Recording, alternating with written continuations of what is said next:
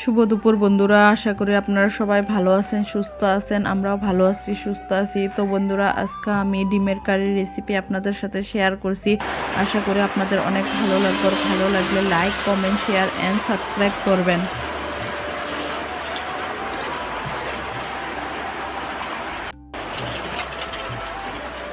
অনেক অনেক আশা নিয়ে ইউটিউবে এসেছি, প্লিজ একটা সাবস্ক্রাইব করে দিবেন আর নতুন নতুন রেসিপি পাওয়ার জন্য পাশে থাকা বেল আইকনটা দাবাবেন।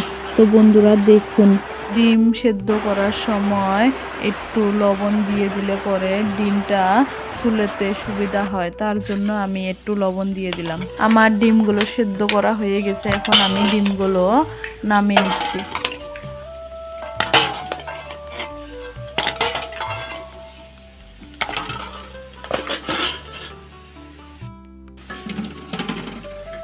এক এক করে এখন আমি সব ডিমগুলো ছুলে নিচ্ছি।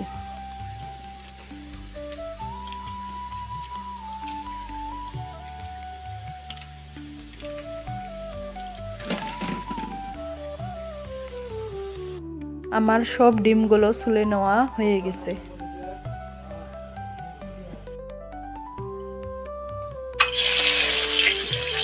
অরুণে রান্না করছি, বসে বসে অরুণে রান্না করার মজাই আলাদা।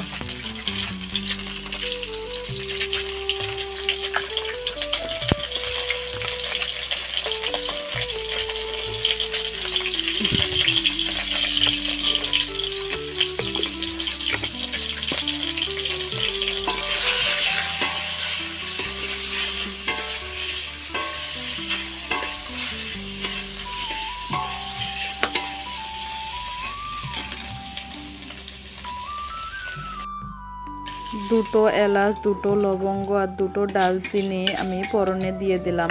এগুলো দিলে সবজির ফ্লেভারটা খুব ভালো আসে।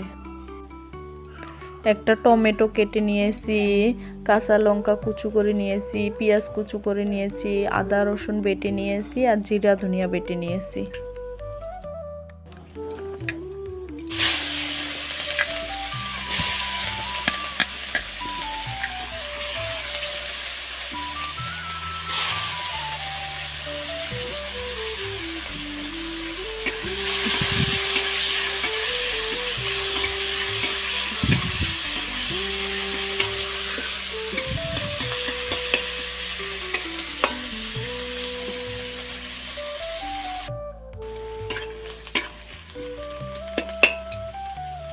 আমার পেঁয়াজটা ভেজে নেওয়া হয়ে গেছে, এখন আমি এক এক করে সবগুলো দিয়ে দিচ্ছি।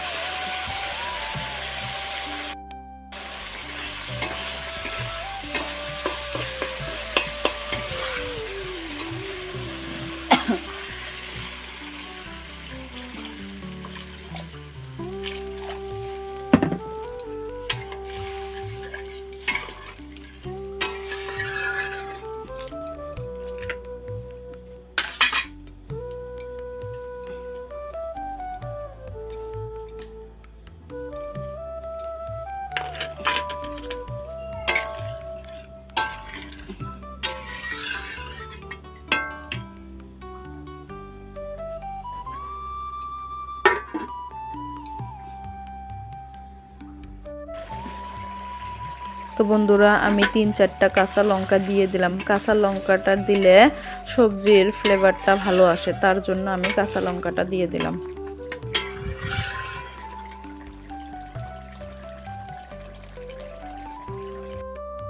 তো বন্ধুরা ডিমের কারিটা খেতে অসাধারণ হয়েছিল, একদম সিম্পল রেসিপি। প্লিজ একবার বাড়ি ট্রাই করে দেখবেন। তো বন্ধুরা আশা করি আপনাদের অনেক ভালো লাগছে এই ডিমের কারি রেসিপি।